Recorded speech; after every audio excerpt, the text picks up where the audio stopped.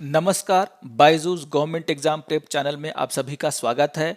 और आज हम 4 अप्रैल के द हिंदू समाचार पत्र में आए जो भी महत्वपूर्ण समाचार है उसका विश्लेषण करने वाले हैं। तो आइए शुरू करते हैं आज का समाचार विश्लेषण। यहाँ पर सबसे पहले मैं आपको ये बता देता हूँ कि आज के इस अंक में हम किन किन मुद्दों पर चर्चा करने वाले हैं।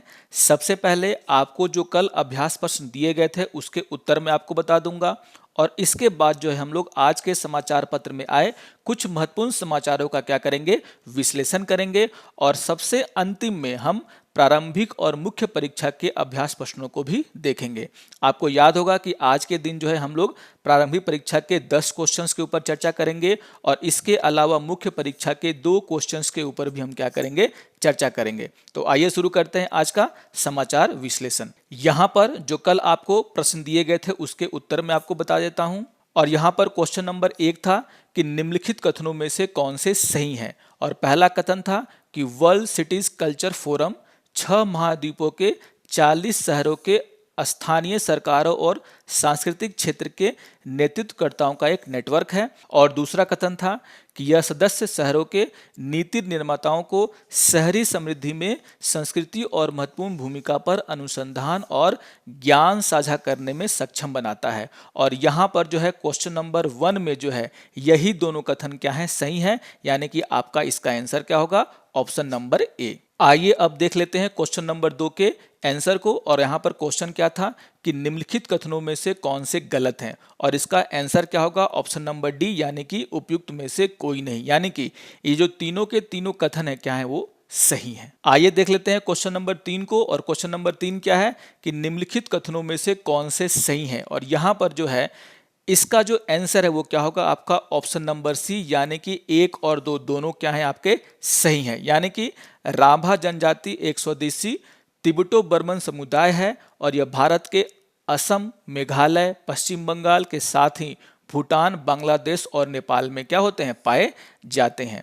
और वे एक लोक नृत्य करते हैं जिसे हम हमजा के नाम से पुकारते हैं, यानी कि उसे इस नाम से जाना जाता है। ठीक है, तो यहाँ पर क्वेश्चन नंबर 3 का आंसर क्या होगा, आपका ऑप्शन नंबर सी, यानी कि दोनों के दोनों क्या है, सही है। आइए अब क्वेश्चन नंबर 4 के उत्तर को देख लेते हैं। और यहाँ पर क्वेश्चन नंबर 4 क्या था कि जड अल खिलाफा ब्रिगेड के नाम से जाने जाने वाला आतंकवादी समूह के संचालन और वैचारिक संबंधता के देश की पहचान कीजिए। और यहाँ पर आपका आंसर क्या होगा, ऑप्शन नंबर डी, यानी कि ट्यूनीशिया। ठीक है, तो ये भी एक बहुत ही इंपॉर्टेंट क्वेश्चन था, आपको ये भी याद रखना है। आइए अब आपका जो क्वेश्चन नंबर 5 था, यानी कि जो प्रीवियस ईयर का क्वेश्चन था, उसके आंसर को भी देख लेते हैं। और यहाँ पर क्वेश्चन क्या था कि कोर बैंकिंग समाधान शब्द कभी कभी चर्चा में रहता है, निम्नलिखित में से कौन सा कथन इस शब्द को सबसे अच्छे तरीके से वर्णन करता है। और यहाँ पर आपका आंसर क्या होगा, ऑप्शन नंबर ए, यानी कि केवल 1। और यहाँ पर पहला कथन क्या है कि यह बैंक शाखाओं का एक नेटवर्किंग है जो ग्राहकों को अपने नेटवर्क पर बैंक के किसी भी शाखा से अपने खातों को संचालित करने में सक्षम बनाती है, भले ही वो अपने खाते कहीं भी खोलें। तो यहाँ पर जो कथन नंबर 1 जो है वो कोर बैंकिंग जो समाधान है, जो सोल्यूशन है, उसको क्या करता है, सही तरीके से डिफाइन करता है, वर्णन करता है। तो यहाँ पर इसका आंसर क्या होगा, आपका ऑप्शन नंबर ए। आइए अब आज के समाचार पत्र में छपे कुछ महत्वपूर्ण समाचारों का विश्लेषण कर लेते हैं। और यहाँ पर जो है पेज नंबर 12 में जो एक समाचार आया था जिसका शीर्षक है a big push for digital currency in China. यानी कि चाइना में जो है एक डिजिटल करेंसी को जो है क्या किया जा रहा है, बहुत ही जोर शोरों से जो है अपनाने की कोशिश की जा रही है। और उसी से रिलेटेड ये न्यूज़ है। आइए समझते हैं इस न्यूज़ से रिलेटेड कुछ महत्वपूर्ण बातों को। यहाँ पर आप सभी को पता ही होगा कि चाइना में जो है क्या है, विंटर ओलंपिक होने वाले हैं 2022 में। और इस विंटर ओलंपिक के पहले, यानी कि फरवरी 2022 से पहले चाइना चाहता है कि वो क्या करे, एक डिजिटल करेंसी को अपना ले, अपने देश में लागू करे। और यहाँ पर जो है इसको लेकर के चाइना में जो है कुछ पायलट परीक्षण किए जा रहे हैं। यानी कि छोटे छोटे शहरों में जो है यहाँ पर छोटे छोटे तरीके से क्या किया जा रहा है, इसको परीक्षण किया जा रहा है कि किस तरीके से इस डिजिटल करेंसी को चाइना में लागू किया जाए। आइए जान लेते हैं कि इसी डिजिटल करेंसी के बारे में कुछ महत्वपूर्ण बातों को। यहाँ पर जो है ये जो डिजिटल करेंसी है उसे हम DCEP के नाम से जानते हैं, जिसका फुल फॉर्म क्या है आपका, डिजिटल करेंसी इलेक्ट्रॉनिक पेमेंट, यानी कि इसे हम हिंदी में क्या कहेंगे, डिजिटल मुद्रा इलेक्ट्रॉनिक भुगतान, या फिर इसे जो है हम एक तरीके से डिजिटल RMB कह रहे हैं। यहाँ पर RMB का मतलब क्या है, रेनमिनबी। आप सभी को पता है कि चीन की जो मुद्रा है उसे क्या हम रेनमिनबी कहते हैं, और चूंकि यह डिजिटल मुद्रा है इसीलिए इसे क्या कहा जा रहा है, डिजिटल RMB। ठीक है, तो यानी कि आपको ये समझना है कि एक तरीके से ये चीन की जो मुद्रा है उसका क्या है, डिजिटल संस्करण है। यहाँ पर जो है ये बताने की कोशिश की जा रही है कि किस तरीके से ये डिजिटल करेंसी है वो एक तरीके से क्रिप्टो करेंसी से अलग है, और यहाँ पर जो है सुरक्षा के पूरे मापदंड जो है यहाँ पर तैयार कर लिए गए हैं चाइना के द्वारा। यहाँ पर ये कहा जा रहा है कि जो पीपुल्स बैंक ऑफ चाइना है, जो कि वहाँ का क्या है, केंद्रीय बैंक है, उसके द्वारा जो है एक एप्लीकेशन बनाया जाएगा, और उसी एप्लीकेशन के माध्यम से आप क्या कर सकते हैं, इन डिजिटल करेंसी को डाउनलोड कर सकते हैं, उन्हें एक्सचेंज कर सकते हैं। यानी कि इन डिजिटल करेंसी पर जो है एक तरीके से नजर रख रहा है कौन, चीन का केंद्रीय बैंक। यहां पर जो है यह भी बताने की कोशिश की जा रही है कि चीन के अलावा भी कुछ ऐसे देश हैं जिसमें स्वीडन, दक्षिण कोरिया और थाईलैंड शामिल है, उनके द्वारा भी डिजिटल करेंसी को अपनाने की कोशिश की जा रही है, यानी कि वहां पर भी इसका परीक्षण किया जा रहा है। लेकिन यहां पर चीन जो है इन देशों से क्या है, आपको आगे निकल गया है। तो आपको याद रखना है कि चीन के अलावा स्वीडन, दक्षिण कोरिया और थाईलैंड भी क्या कर रहे हैं, डिजिटल करेंसी को अपनाने की शुरुआत वो कर चुके हैं, और इसका वो क्या कर रहे हैं, परीक्षण भी कर रहे हैं। आइए इस बात को भी समझ लेते हैं कि किस तरीके से जो डिजिटल करेंसी है वो ई-वॉलेट से अलग होते हैं। यहाँ पर जो है इसके बारे में चर्चा की गई है। हम भी समझ लेते हैं किस तरीके से जो चाइना में एक तरीके से डिजिटल RMB का जो परीक्षण किया जा रहा है वो किस तरीके से ई-वॉलेट से अलग होगा। यहाँ पर जो सबसे पहला पॉइंट है ये बोलता है कि डिजिटल RMB में थर्ड पार्टी शामिल नहीं है। देखिए, हम भी जो है आजकल क्या करते हैं अपने देश में, फ़ोन पे, गूगल पे और यहाँ पर पेटीएम का यूज़ करते हैं, और यही क्या है, थर्ड पार्टी है। कहने का आशा ये है कि अगर आप किसी दुकानदार को जो है फ़ोन पे के थ्रू क्या कर रहे हैं, पैसे को लेन देन कर रहे हैं, उसे पैसा दे रहे हैं, तो यहाँ पर पेटीएम या फिर फ़ोन पे क्या हो गया, आपका एक थर्ड पार्टी हो गया।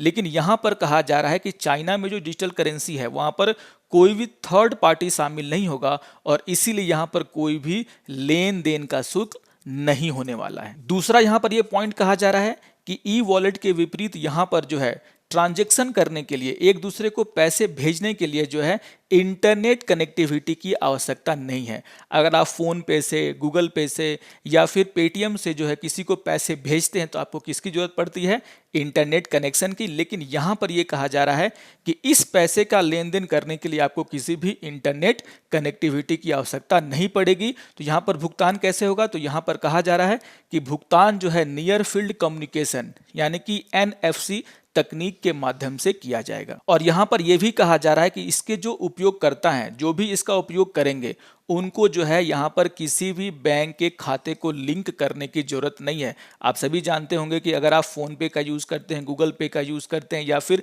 पेटीएम का यूज़ करते हैं, तो आपको क्या करना होता है, यहाँ से अपने बैंक अकाउंट को क्या करना होता है, लिंक करना होता है, कनेक्ट करना होता है। लेकिन यहाँ पर ये कहा जा रहा है कि ऐसा किसी भी लिंक को करने की यहाँ पर जरूरत नहीं है। यानी कि ये कहा जा रहा है यहाँ पर कि जिस व्यक्ति के पास बैंक में खाते नहीं है वो भी क्या कर सकते हैं, इस डिजिटल करेंसी का यूज कर सकते हैं। तो यहाँ पर यह समझाने की कोशिश की गई है कि किस तरीके से चाइना में डिजिटल करेंसी जो यहाँ पर यूज करने वाली है वहाँ की सरकार, वो ई-वॉलेट से क्या होंगे, अलग होंगे। यहाँ पर इसी न्यूज में यह बताने की कोशिश की गई है कि किस तरीके से चीन ने जो है इसका व्यापक रूप से उपयोग शुरू कर दिया है, यानी कि इसके परीक्षण जो है शुरू कर दिए गए हैं। और यहाँ पर यह बताया गया है कि पिछले साल यानी कि कोविड-19 महामारी के दौरान भी चाइना में जो है इसका उपयोग किया गया, और कहा गया कि पिछला साल जो है 4 मिलियन जो है लेन देन यहाँ पर डिजिटल RMB का हुआ।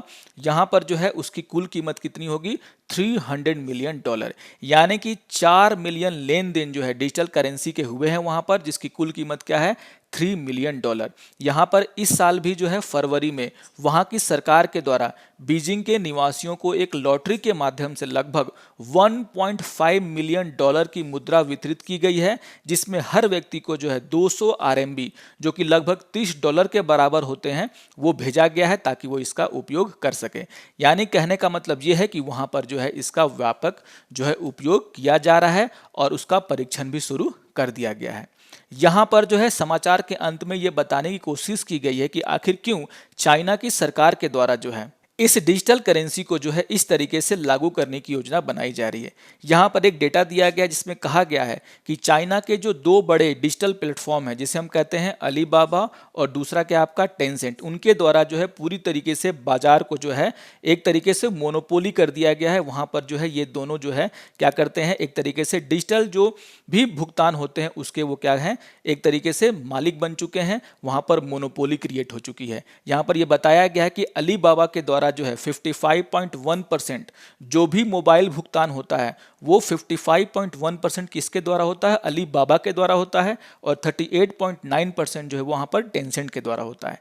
कहने का आशय ये है कि यहाँ पर जो एक तरीके से इन दोनों कंपनियों के द्वारा जो है मार्केट में मोनोपोली जो है क्रिएट कर दी गई है, और कहीं ना कहीं चाइना की सरकार जो इस मोनोपोली को तोड़ना चाहती है। और ये भी एक कारण है यहाँ पर कि चाइना जो है सेंट्रल बैंक के माध्यम से क्या कर रहा है, एक डिजिटल करेंसी को जो है देश में अपनाने की कोशिश कर रहा है। आइए बढ़ते हैं अपने अगले न्यूज की तरफ, और यहाँ पर इसका शीर्षक है रिवर्सिंग ए बैन, और ये न्यूज भी कहाँ पे आया है, पेज नंबर 12 पे आया है। ठीक है, तो यहाँ पर इस शीर्षक को पढ़ते ही आपको समझ में आ जाएगा कि जो एक बैन लगा था उसे क्या कर दिया गया है, रिवर्स किया गया, यानी कि उसे हटाया गया है।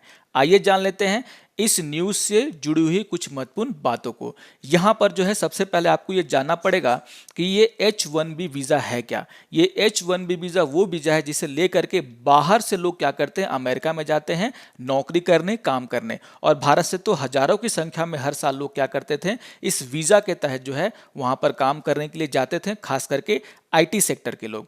लेकिन यहाँ पर जो है पिछले साल जून में जो है वहाँ के जो पूर्व राष्ट्रपति हैं डोनाल्ड ट्रंप, उनके द्वारा जो है क्या किया गया था, इस पर रोक लगा दिया गया था। और यहाँ पर जो ये रोक था वो 31 दिसंबर 2020 तक था शुरुआत में, और फिर आगे जो है इसे 31 मार्च 2021 तक के लिए क्या कर दिया गया था, बढ़ा दिया गया था।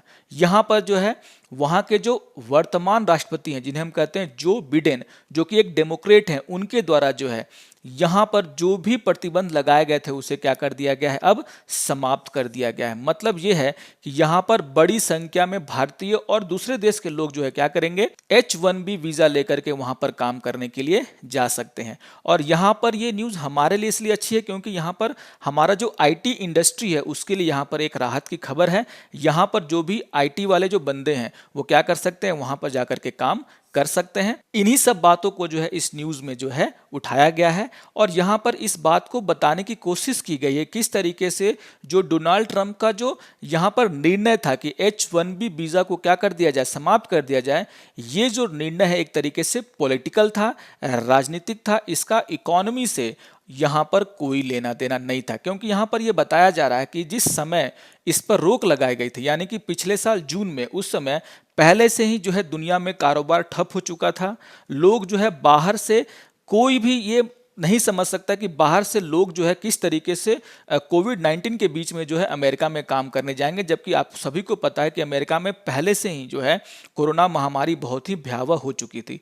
तो यहाँ पर यही कहा जा रहा है कि एक तरीके से ट्रंप के द्वारा जो है ये एक राजनीतिक मुद्दा बनाया गया था, यहाँ पर उनके विकास को लेकर के कोई बातें नहीं थी। यहाँ पर इसकी चर्चा जो है गूगल या फिर स्पेस एक्स के जो सीईओ हैं, एप्पल के जो सीईओ हैं, उन्होंने भी इसकी चर्चा की है, और उन्होंने कहा कि ये जो है सही नहीं है, क्योंकि जो बाहर से लोग यहाँ आए हैं उन लोगों के द्वारा ही गूगल को, स्पेस एक्स को, एक तरीके से वहाँ पर जो नासा है उसे जो है इस मुकाम पर पहुँचाया गया। यानी कि जो बाहर से लोग वहाँ पर जाते हैं वो एक तरीके से अमेरिका पर बोझ नहीं है, वो जो अमेरिका आज के मुकाम पर है उस तरीके पर पहुंचने के लिए जो है बहुत तरीके से ये बाहर से आए हुए लोगों का भी योगदान है। और यहाँ पर इस बात को जो है वहाँ की बड़ी बड़ी कंपनियों के जो सीईओ हैं उन्होंने सराहा था, और इस बात को खुल करके क्या किया था, पोस्ट भी किया था।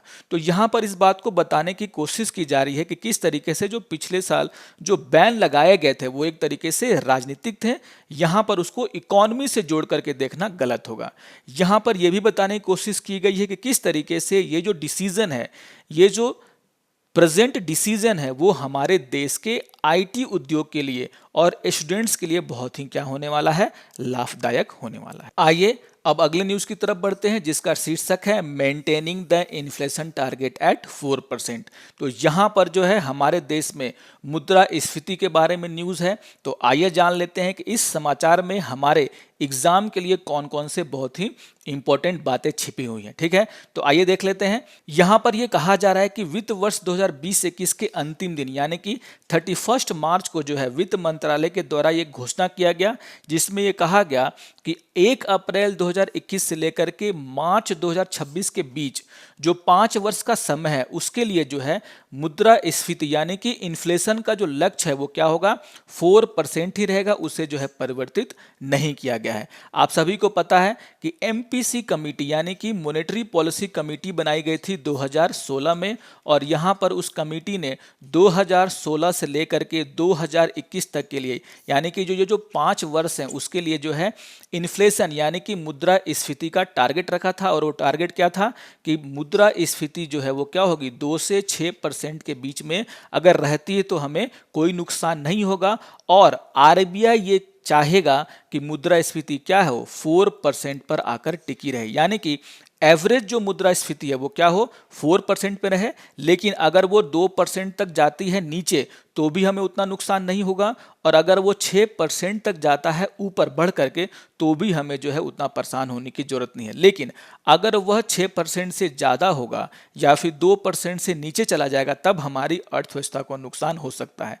तो ये जो है 2016 से 2021 के लिए जो है एमपीसी कमेटी ने ये टारगेट रखा था। यहाँ पर इस टारगेट को जो है अब देखिए 2021 हो चुका है, अब यहाँ पर एक अगला 5 साल के लिए टारगेट लेना था, और यहाँ पर फिर से जो है सरकार और आरबीआई ने यह घोषणा की है कि वो फिर से इसी को मेंटेन करेंगे, यानी कि जो आपका जो है अधिकतम दर क्या होगा 6% और न्यूनतम दर क्या होगा 2%, और एवरेज जो है मुद्रास्फीति को ये क्या करेंगे 4% पर रखने की कोशिश करेंगे। और यहाँ पर आप सभी को पता है कि इसी को मेंटेन करने के लिए, इसी को बनाए रखने के लिए जो है आरबीआई क्या करता है, अपनी पॉलिसीज में चेंज करता है, repo rate, reverse repo rate में क्या करता है, चेंजेस करता है, ताकि जो है देश में वो जो 4% का जो मुद्रास्फीति है वो क्या किया जाए, मेंटेन किया जाए, बनाए रखा जाए। तो इसी को लेकर के यहाँ पर चर्चा की गई है। यहाँ पर यह भी बताया गया है कि अभी हाल के दिनों में जो हमारा जो मुद्रास्फीति है, यहाँ पर जो कंज्यूमर प्राइस इंडेक्स है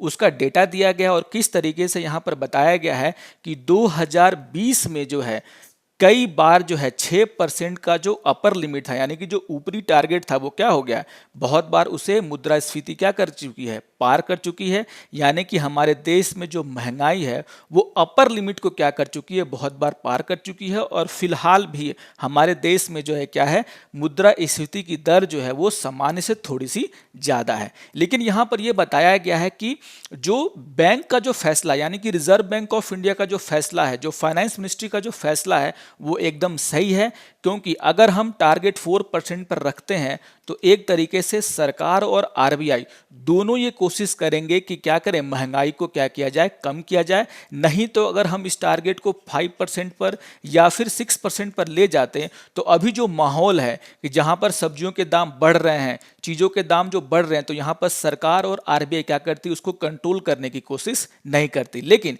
चूंकि टारगेट कितना है, 4% पर है, और अभी जो है मुद्रास्फीति क्या है 5% के आसपास चल रही है, तो यहाँ पर क्या करेगा आरबीआई, क्या करेगा, उसे 4% पे लाने के लिए कदम उठाएगा। सरकार क्या करेगी, महंगाई से जनता को निजात दिलाने के लिए क्या करेगी, कदम उठाएगी। इसीलिए यहाँ पर इस बात की सराहना की गई है कि इस बात को समझते हुए सरकार और आरबीआई के द्वारा जो है टारगेट में कोई चेंज नहीं किया गया, यानी कि मुद्रास्फीति को दर को 4% पर रखने का जो फैसला है वो एकदम से हमारे इकोनॉमी के लिए और हमारी जनता के लिए क्या है, बहुत ही सही फैसला है। आइए अब प्रारंभिक परीक्षा के अभ्यास प्रश्नों को देख लेते हैं। और जैसा मैंने आपको शुरू में ही बताया कि आज हम जो है 10 क्वेश्चंस पर चर्चा करने वाले हैं, तो आइए देखते हैं एक एक करके इन सारे क्वेश्चंस को। आइए देख लेते हैं क्वेश्चन नंबर 1 को। और क्वेश्चन नंबर 1 क्या है कि निम्नलिखित कथन में से कौन सा साधन की प्रतिरक्षा के सिद्धांत का सबसे अच्छा वर्णन है। और यहाँ पर ऑप्शन नंबर ए क्या है कि यह पूर्व संवैधानिक कानूनों के सत्यापन का प्रावधान करता है जो इस आधार पर मौलिक अधिकारों का उल्लंघन करते हैं कि ऐसे कानून अमान्य नहीं हैं बल्कि मौलिक अधिकारों के साथ इस तरह की असंगति की सीमा तक अपरिवर्तनीय है। ठीक है, यहां पर ऑप्शन नंबर बी देख लेते हैं। ऑप्शन नंबर बी क्या है कि यह विधायिका के कानून बनाने की एक सीमा को दर्शाता है जो सरकार प्रत्यक्ष रूप से करने में असमर्थ है और वह अप्रत्यक्ष रूप से नहीं कर सकती। यहां पर ऑप्शन नंबर सी क्या है, सी बोल रहा है कि इसके अनुसार बड़े और उच्चतर निकाय को उन कार्यों को नहीं करना चाहिए जो छोटे और निम्नतर निकायों द्वारा कुशलता पूर्वक किए जा सकते हैं। और आपका ऑप्शन नंबर डी क्या है कि यह सुनिश्चित करना चाहता है कि एक स्तर पर सरकार का संचालन दूसरे स्तर पर सरकारों के संचालन को बाधित ना करे। तो यहां पर अगर आपने अनुच्छेद 285 और 289 को पढ़ा है तो आप जो है इस क्वेश्चन के आंसर को आसानी से दे सकते हैं। यहां पर जो है अनुच्छेद 285 क्या कहता है कि जो भी केंद्र की संपत्ति है राज्यों में, वहां पर राज्य जो है क्या कर सकते हैं, उस पर कर नहीं लगा सकते हैं छोटे मामले में। और यहां पर जो है 289 क्या कहता है कि केंद्र सरकार जो है वो क्या कर सकती है, राज्यों की संपत्ति पर जो है कर नहीं लगा सकती। तो अगर आप, मैंने जो है आपको शॉर्ट में ये समझाने की कोशिश की है, तो अगर आप 285 और 289 आर्टिकल को पढ़ते हैं, अगर आपने कभी पढ़ा होगा तो यहां पर जो है आपको उसका आंसर आपको आसानी से मिल जाएगा। आइए देख लेते हैं क्वेश्चन नंबर 2 को। और क्वेश्चन नंबर 2 क्या है कि आत्यंतिक वीटो के संदर्भ में निम्नलिखित कथनों में से कौन सा सही है। ठीक है, और यहां पर जो है पहला आपका जो ऑप्शन है वो क्या है कि राष्ट्रपति अपने आत्यंतिक वीटो का उपयोग निजी सदस्यों के विधेयकों के संबंध में कर सकता है लेकिन सरकारी विधेयकों के संबंध में नहीं कर सकता। ठीक है, और दूसरा ऑप्शन है कि भारत में राष्ट्रपति ने पहले कभी अपने आत्यंतिक वीटो का प्रयोग नहीं किया होगा।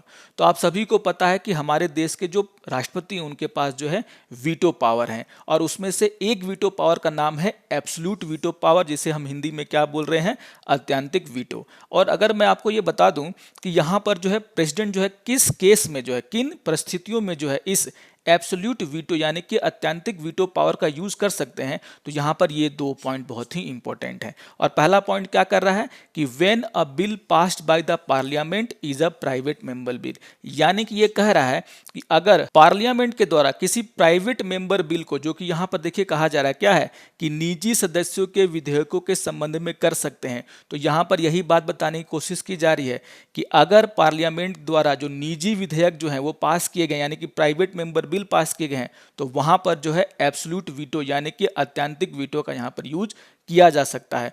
और दूसरा यहां पर क्या बोला जा रहा है कि प्रेसिडेंट के द्वारा जो है इस वीटो पावर का यूज 1954 में किया गया था डॉक्टर राजेंद्र प्रसाद के द्वारा, और 1991 में किया गया था किसके द्वारा, प्रेसिडेंट आर वेंकट रमन के द्वारा। तो यहां पर जो है दूसरा देखिए कथन क्या कह रहा है कि भारत में राष्ट्रपति ने पहले कभी आत्यंतिक वीटो का प्रयोग नहीं किया है। तो यहां पर जो है दोनों कथनों को मैंने आपको समझा दिया है। तो यहां पर दूसरा कथन का तो आपको समझ में आ गया होगा कि भारत में जो है आत्यंतिक वीटो का जो यूज जो है राष्ट्रपति के द्वारा जो है 2 बार किया जा चुका है। और यहां पर पहला कथन जो बोल रहा है कि यहां पर कि राष्ट्रपति अपने आत्यंतिक वीटो का उपयोग निजी सदस्यों के विधेयकों के संबंध में तो कर सकते हैं लेकिन सरकारी विधेयकों के संबंध में नहीं कर सकते। इस पर भी मैंने यहां पर चर्चा कर ली है। तो आपको सिर्फ क्या करना है, इसके आंसर को ठीक तरीके से सोच समझ से मुझे बतलाना है। आइए देख लेते हैं क्वेश्चन नंबर 3 को। और क्वेश्चन नंबर 3 क्या है कि सिविल सेवकों के चयन और भर्ती की एक खुली प्रतियोगिता प्रणाली प्रारंभ की गई थी, और वो कब की गई थी आपको ये बताना है। और आपके ऑप्शन नंबर ए क्या है, 1833 का चार्टर एक्ट, बी है 1853 का चार्टर एक्ट, सी है 1858 का भारत सरकार अधिनियम, और आपका ऑप्शन नंबर डी है 1861 का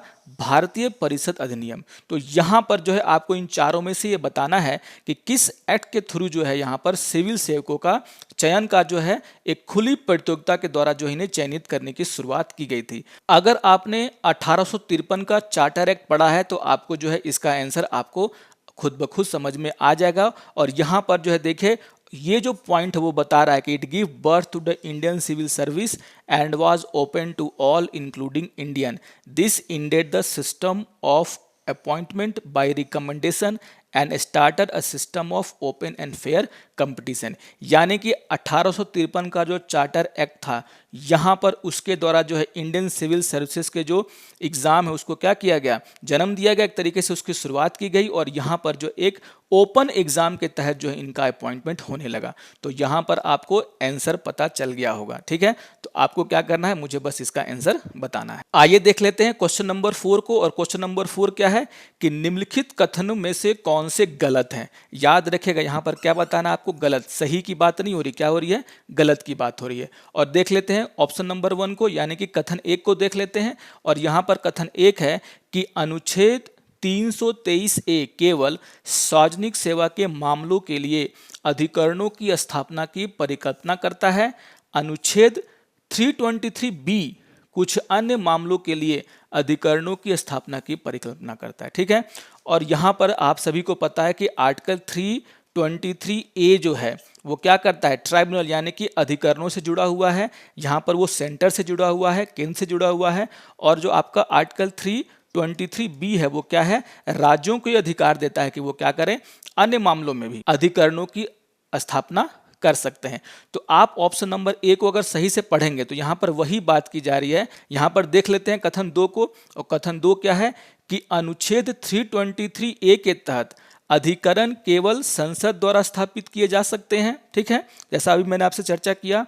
और अनुच्छेद 323B के तहत जो है अधिकरण संसद और राज्य विधानसभाओं द्वारा दोनों के विधायी क्षमता के अंतर्गत आने वाले मामलों के संदर्भ में स्थापित किए जा सकते हैं। तो मैंने आपसे अभी बातों बातों में कहा कि आर्टिकल जो 323A है वो क्या करता है, सिर्फ केंद्र सरकार के लिए है कि वो क्या कर सकता है, सार्वजनिक सेवा के मामले में अधिकरण की स्थापना कर सकता है। यहाँ पर आर्टिकल 323 ये कहता है कि संसद और राज्य विधानसभाएं दोनों जो हैं अपने अपने विधायी क्षमता के अंतर्गत क्या कर सकते हैं, अन्य मामलों में क्या कर सकते हैं, अधिकरण की स्थापना कर सकते हैं।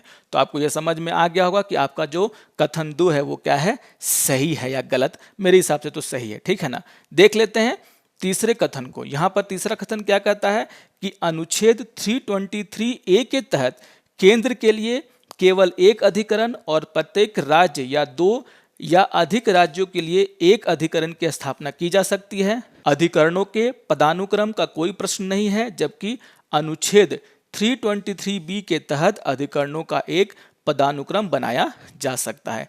जैसा कि मैंने कहा कि राज्य क्या कर सकते हैं, अनुच्छेद 323B के तहत क्या कर सकते हैं, अपने जो उनके दायरे हैं उसमें आकर के वो क्या कर सकते हैं, अधिकरण बना सकते हैं। लेकिन यहाँ पर अगर 2 छोटे छोटे राज्य हैं तो वो मिलकर भी क्या कर सकते हैं, एक अधिकरण की स्थापना कर सकते हैं। ये बात बिल्कुल सही है। तो यहाँ पर जो कथन 3 है वो भी आपको समझ में आ गया होगा कि क्या है, ये भी सही है, ठीक है ना। तो आपको ये बताना है कि यहाँ पर कौन सा कथन गलत है, ठीक है।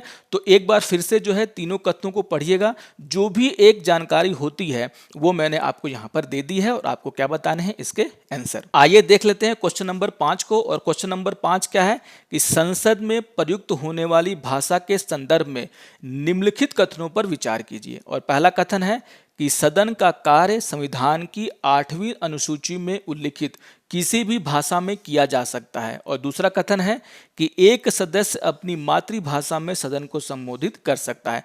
तो ये बहुत ही जो है जनरल क्वेश्चन है और यहाँ पर आपको बताना है कि उपयुक्त कथनों में से कौन सा सही है, ठीक है। तो अगर आप राज्यसभा और लोकसभा की कार्रवाई को देखते होंगे सिर्फ, तो भी आप इसका आंसर आसानी से दे सकते हैं, ठीक है। संविधान में अगर आपने नहीं भी पढ़ा है, अगर आप क्या करते हैं, राज्यसभा टीवी और लोकसभा की कार्रवाई को देखते हैं तो आप इसका आंसर आसानी से दे सकते हैं। यहाँ पर जो है आपको ये याद रखना है कि आप जो है सदन में जो है अपनी मातृभाषा में क्या कर सकते हैं, संबोधन दे सकते हैं, अपनी बात रख सकते हैं। लेकिन आपको जो है स्पीकर और अगर राज्यसभा में है तो वहाँ के सभापति का क्या होगा, मंजूरी लेना होगा। यानी कि आप जो है स्पीकर और राज्यसभा के सभापति का मंजूरी लेकर के अपनी मातृभाषा में भी क्या कर सकते हैं, संबोधन कर सकते हैं। दूसरा बात, अगर आपने ध्यान दिया होगा तो सदन की जो कार्रवाई है वो आपको या तो इंग्लिश या हिंदी में आपको देखने को मिलती होगी। तो समझदार को इशारा काफी है और आपको समझ में आ गया होगा कि क्वेश्चन नंबर 5 का आंसर क्या होगा। आइए देख लेते हैं क्वेश्चन नंबर 6 को। और क्वेश्चन नंबर 6 क्या है कि निम्नलिखित में से कौन से प्रस्तावों को तब पारित किया जाता है जब किसी विधेयक के अघोषित खंड या प्रस्ताव को समय की कमी के कारण चर्चित विधेयकों के साथ वोट करने के लिए रखा जाता है। ठीक है ना। और आपके ऑप्शन है, पहला ऑप्शन आपका क्या है, स्थानापन्न प्रस्ताव, दूसरा है प्रतिस्थापक प्रस्ताव, तीसरा है गिलोटिन समापन और चौथा है आपका वैधानिक प्रस्ताव। ठीक है ना। तो आप जाकर के एक बार गिलोटिन को पढ़िएगा, आपको समझ में आ जाएगा कि इसका आंसर क्या होने वाला। आइए देख लेते हैं क्वेश्चन नंबर 7 को। और क्वेश्चन नंबर 7 क्या है कि निम्नलिखित में से कौन सा अनिवार्य अथवा नियामक कर है। ठीक है। और पहला है आपका यातायात नियम, दूसरा है सड़क या पुल के उपयोग के लिए टोल और तीसरा है मूल्य नियंत्रण। ठीक है। और आपके विकल्प हैं केवल 1 और 2, दूसरा विकल्प है आपका जो ऑप्शन नंबर बी है वो क्या है, केवल 2 और 3, और तीसरा है आपका केवल 1 और 3, और चौथा है 1, 2 एंड 3। आइए देख लेते हैं क्वेश्चन नंबर 8 को। और बहुत ही इंपॉर्टेंट क्वेश्चन है। और क्या है कि भारतीय संविधान के अनुच्छेद 35 के तहत निम्नलिखित में से किस अनुच्छेद के संबंध में संसद के पास कानून बनाने की शक्ति है और किसी राज्य के विधानमंडल के पास कानून बनाने की शक्ति नहीं है। और यहाँ पर आपको 5 अनुच्छेद के नाम दिए गए हैं और वो क्या क्या हैं, अनुच्छेद 16, अनुच्छेद 23, अनुच्छेद 29, अनुच्छेद 33 और अनुच्छेद 34। ठीक है ना। यहाँ पर जो है मैं आपको बता देता हूँ कि यहाँ पर जो है अनुच्छेद 35 के तहत जो है पार्लियामेंट को जो है कुछ स्पेशल पावर दिया गया है, जो कि यहाँ पर राज्यों की विधानसभाओं को नहीं दिया गया, उनके विधानमंडल को नहीं दिया गया है। कहने का आशा ये है कि कुछ ऐसे आर्टिकल हैं जो कि फंडामेंटल राइट से जुड़े हुए हैं, पार्ट 3 में आते हैं। यहाँ पर कुछ ऐसे आर्टिकल हैं जिससे रिलेटेड जो कोई भी कानून है वो कौन बना सकती है, सिर्फ और सिर्फ पार्लियामेंट। और वो कौन कौन से हैं, एक है आपका आर्टिकल 16, दूसरा है आर्टिकल 32। आप सभी जानते हैं कि आर्टिकल 32 के तहत जो है क्या होता है, सुप्रीम कोर्ट और हाई कोर्ट के द्वारा जो है रिट इशू किए जाते हैं। ठीक है ना। तो यहाँ पर जो है आर्टिकल 32 को लेकर के जो कानून है वो सिर्फ कौन बनाएगा, तो हमारा देश का संसद यानी कि पार्लियामेंट, स्टेट लेजिस्लेचर यानी कि जो राज्य का विधानमंडल है उनके पास ये पावर नहीं है। इसके अलावा आर्टिकल 33, आप सभी को पता है कि आर्टिकल 33 में जो है क्या कहा गया है कि पुलिस फोर्स, आर्म फोर्स यानी कि उनको लेकर के जो हमारे सेना है उसको लेकर के जो है कुछ रिस्ट्रिक्शन लगाए जाते हैं। किसके द्वारा, पार्लियामेंट के द्वारा। जिस तरीके से हमें फंडामेंटल राइट मिलते हैं, हमारे आर्म्ड फोर्सेस को, पुलिस फोर्सेस को जो है वो फंडामेंटल राइट उस तरीके से नहीं मिलते। आपने कहीं नहीं देखा होगा कि जो है आर्मी के लोग या पुलिस के फोर्स जो है वो क्या कर रहे हैं, सड़कों पर उतर करके विरोध प्रदर्शन कर रहे हैं। ठीक है ना। जबकि आम नागरिकों को क्या है, विरोध प्रदर्शन करने का अधिकार है। तो आप इस बातों को बहुत ही ध्यान से समझिए कि आर्टिकल 33 के तहत क्या होता है, संसद के द्वारा, राज्य की विधानसभा के द्वारा नहीं, संसद के द्वारा क्या किया जा सकता है, कुछ कानून बनाए जा सकते हैं जिसके तहत जो है जो आर्म्ड हमारे फोर्सेस हैं या फिर पुलिस फोर्सेस हैं उनमें जो है फंडामेंटल राइट को हम क्या कर सकते हैं, लिमिट कर सकते हैं, उस पर कुछ रोक लगा सकते हैं। इसी तरह से आपका जो आर्टिकल 34 है, ठीक है, यहाँ पर भी इससे रिलेटेड जो कोई भी कानून है वो कौन बनाएगा, सिर्फ और सिर्फ हमारे देश की संसद। और आर्टिकल 34 क्या है, तो यहाँ पर जो है मार्शल लॉ के बारे में बातें की गई हैं। और अगर हमारे देश में कभी मार्शल लॉ यानी कि सैनिक जो शासन बोलते हैं, ऐसे तो हमारे संविधान में सैनिक शासन को लेकर के ज़्यादा चर्चा नहीं की गई है, लेकिन कभी जो है मार्शल लॉ लगाने की बात होती है तो यहाँ पर जो है पार्लियामेंट द्वारा जो है क्या किया जाएगा, जो फंडामेंटल राइट पर जो रिस्ट्रिक्शन लगेंगे उसके कानून बनाए जा सकते हैं। यहाँ पर स्टेट लेजिस्लेचर यानी कि राज्य की विधानमंडल के द्वारा कोई कानून नहीं बनाया जा सकता। इसके अलावा जो है देखिए आर्टिकल 17 आपने पढ़ा होगा जिसमें जो है छुआछूत यानी कि अनटचेबिलिटी के बारे में बातें की गई है। ठीक है ना। और अगर कोई छुआछूत जैसे कोई काम करता है तो यहाँ पर उसको क्या पनिशमेंट देना होगा, क्या उस पर कार्रवाई करनी है, उसको लेकर के भी जो है कानून कौन बनाएगा, तो हमारा पार्लियामेंट। यहाँ पर जो है स्टेट लेजिस्लेचर यानी कि जो विधानसभाएं हैं राज्यों की वो कानून नहीं बना सकती हैं। उसी तरीके से आर्टिकल 23 में जहाँ पर क्या है, trafficking in human beings and forced labour यानी कि अगर आप क्या करते हैं, लोगों की तस्करी करते हैं, मनुष्यों की तस्करी कर रहे हैं या फिर आप फोर्स लेबर करवा रहे हैं, तो यहाँ पर आपको जो दंड मिलेगा उसके लिए जो कानून है वो कौन बना सकती है, हमारी पार्लियामेंट बना सकती है, राज्यों के पास ये अधिकार नहीं है। ठीक है। तो मैंने आपको एक एक करके सारे आर्टिकल आपको बता दिए हैं। अब जो है आपके लिए जो है ये आंसर बहुत ही आसान हो गया है। अब आपको सिर्फ देखना है और ये बताना है कि यहाँ पर जो है कौन सा विकल्प सही है। ठीक है, तो बहुत ही इंपॉर्टेंट क्वेश्चन था ये, बार बार एग्जाम में यहाँ से क्वेश्चन पूछे जाते हैं। आइए देख लेते हैं क्वेश्चन नंबर 9 को। और क्वेश्चन नंबर 9 क्या है कि जवाहरलाल नेहरू संविधान सभा के निम्नलिखित समितियों में से किसके अध्यक्ष थे। और पहला यहाँ पर ऑप्शन दिया हुआ है कि संघ शक्ति समिति, दूसरा है प्रांतीय संविधान समिति और तीसरा है प्रक्रिया नियम समिति। आइए देख लेते हैं क्वेश्चन नंबर 10 को। और क्वेश्चन नंबर 10 क्या है कि राष्ट्रीय आपातकाल के संदर्भ में निम्नलिखित कथनों में से कौन से सही हैं, ठीक है ना। और पहला कथन क्या है कि राष्ट्रपति प्रधानमंत्री से लिखित सिफारिश प्राप्त करने के पश्चात ही राष्ट्रीय आपातकाल की घोषणा कर सकते हैं। तो यहाँ पर जो है ये बात बिल्कुल सही लग रही है मुझे, क्योंकि प्रधानमंत्री के सिफारिश पर ही राष्ट्रपति क्या करते हैं, काम करते हैं। और यहाँ पर आपातकाल लगाने में भी यही बातें हैं, क्योंकि 1975 में जो आपातकाल लगाया गया था वहाँ पर जो है प्रधानमंत्री के द्वारा जो है अपने कैबिनेट को नहीं बताया गया था, ठीक है ना, और सीधे सीधे राष्ट्रपति से मिलकर के उन्होंने क्या किया था, आपातकाल लगवा दिया था। लेकिन यहाँ पर यह कहा जा रहा है कि प्रधानमंत्री लिखित सिफारिश करेंगे, यानी कि उनको क्या करनी होगी, अपने कैबिनेट की बैठक करनी होगी। और कैबिनेट की बैठक के बाद एक लिखित तरीके से वो क्या करेंगे, राष्ट्रपति को ये प्रस्ताव करेंगे कि देखिए यहाँ पर देश में ये सिचुएशन है और इसके आधार पर क्या लगाया जा सकता है, आपातकाल। तभी जाकर के राष्ट्रपति क्या करेंगे, आपातकाल की घोषणा कर सकते हैं। आपको याद होगा कि ये जो चीजें हैं वो 44th अमेंडमेंट के द्वारा जो है क्या की गई हैं, संविधान में ऐड की गई हैं, जोड़ी गई हैं। तो पहला कथन बिल्कुल सही है। आइए देख लेते हैं कथन 2 को। और कथन 2 क्या है कि जब लोकसभा के सदस्यों के कुल संख्या का 1/4 अध्यक्ष को एक लिखित नोटिस देता है तो 14 दिनों के भीतर सदन की एक विशेष बैठक आयोजित की जानी चाहिए ताकि इस उद्घोषणा को स्थगित करने के प्रस्ताव पर विचार किया जा सके। ठीक है, यहाँ पर यह बात तो सही है कि अगर सदन सत्र में नहीं है तो यहाँ पर लोकसभा के जो कुछ सदस्य हैं वो क्या करेंगे, राष्ट्रपति को नोटिस देंगे कि उन्हें क्या करना है कि एक विशेष बैठक आयोजित करनी है, किसकी, सदन की।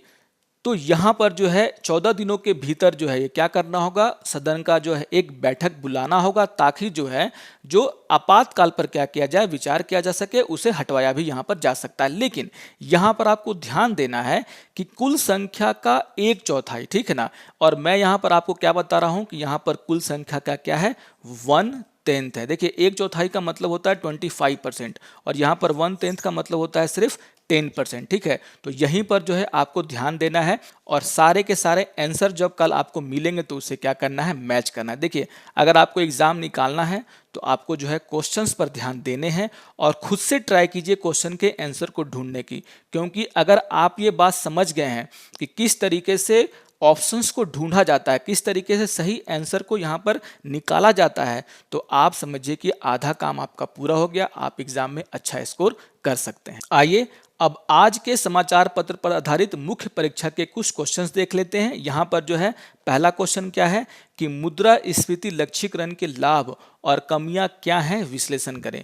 तो यहाँ पर जिस तरीके से मैंने आपको एक न्यूज़ बताया था कि यहाँ पर जो है रिजर्व बैंक ऑफ इंडिया और सरकार के द्वारा जो है क्या किया गया है, मुद्रास्फीति का जो है लक्ष्य जो है यहाँ पर निर्धारित किया गया है। यहाँ पर ये क्वेश्चन उसी से जुड़ा हुआ और क्या बोल रहा है कि मुद्रास्फीति लक्ष्यीकरण के लाभ, ठीक है, यानी कि जो टारगेट रखा जाता है सरकार के द्वारा और आरबीआई के द्वारा, तो यहाँ पर जो है इसके क्या लाभ हैं और क्या इसकी कमियां हैं। ठीक है, तो यहाँ पर अगर आपको उत्तर की संरचना समझनी है तो आप भूमिका में ये बता सकते हैं कि भारत में जो है महंगाई एक बहुत ही महत्वपूर्ण मुद्दा है, क्योंकि भारत में अधिकतर जो लोग हैं वो क्या है, मिडिल क्लास के हैं और यहाँ पर महंगाई एक तरीके से बहुत ही जोरदार तरीके से लोगों के द्वारा जो है उनको उठाया जाता है और यहाँ पर वो उसको क्या करता है, बहुत ही इफेक्ट भी करता है लोगों की रोजमर्रा के कामों को। तो यहाँ पर आप बता सकते हैं कि महंगाई जो है किस तरीके से हमारे देश के लिए जो है क्या है, महत्वपूर्ण मुद्दा है। और दूसरा यहाँ पर मुद्रास्फीति के लक्ष्यीकरण की जो लाभ है उसकी आप चर्चा कर सकते हैं। जैसे मैंने कहा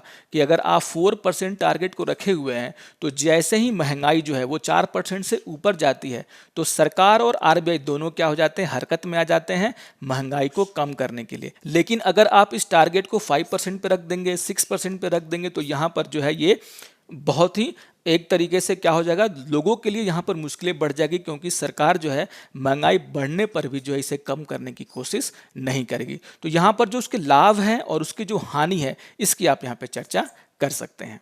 आइए देख लेते हैं दूसरे क्वेश्चन को। और दूसरा क्वेश्चन क्या है कि जो बिडेन ने H1 वीजा नियम को समाप्त करने की अनुमति दी है, यह भारतीय श्रमिकों और भारत और अमेरिका की अर्थव्यवस्थाओं को किस तरीके से प्रभावित करेगा, विश्लेषण करें। ठीक है, तो यहाँ पर जो H1B वीजा जो नियम जो यहाँ पर जो उस पर प्रतिबंध लगाया गया है उसको जो है समाप्त कर दिया गया है, अभी अभी मैंने आपको पढ़ाया। तो उसका जो इफेक्ट है वो भारत पर क्या पड़ने वाला है, अर्थव्यवस्था पर क्या पड़ने वाला है, उसी की आपको यहाँ पर क्या है चर्चा करने वाले। ठीक है, तो यहाँ पर जो है आप मुख्य भाग में क्या कर सकते हैं कि ये आप बता सकते हैं कि जिस तरीके से मैंने आपको बताया था कि अमेरिका के विकास में जो है जो बाहर से आए श्रमिकों का भी एक बहुत बड़ा योगदान है। ठीक है, तो इसकी आप यहाँ पे चर्चा कर सकते हैं। और यहाँ पर आप ये भी बता सकते हैं किस तरीके से भारत की जो आईटी इंडस्ट्री है उनको भी इससे फायदा होने वाला है। बहुत सारे जो प्रोजेक्ट हैं वो भारत की कंपनियों को मिलने लगेंगे, फिर से यहाँ के इंजीनियर्स वहाँ पे जाके काम करने लगेंगे। तो एक तरीके से दोनों की अर्थव्यवस्था को क्या होगा, यहाँ पर फायदा होगा। आशा करता हूँ कि आपको आज का ये अंक पसंद आया होगा। अगर आपको ये पसंद आए, सारी चीज़ें आपको अगर समझ में आई है तो आप इसे लाइक करें, शेयर करें और दूसरों को भी सब्सक्राइब करने के लिए कहें। ठीक है, तो यहाँ पर मिलते हैं दूसरे अंक में, तब तक के लिए नमस्कार।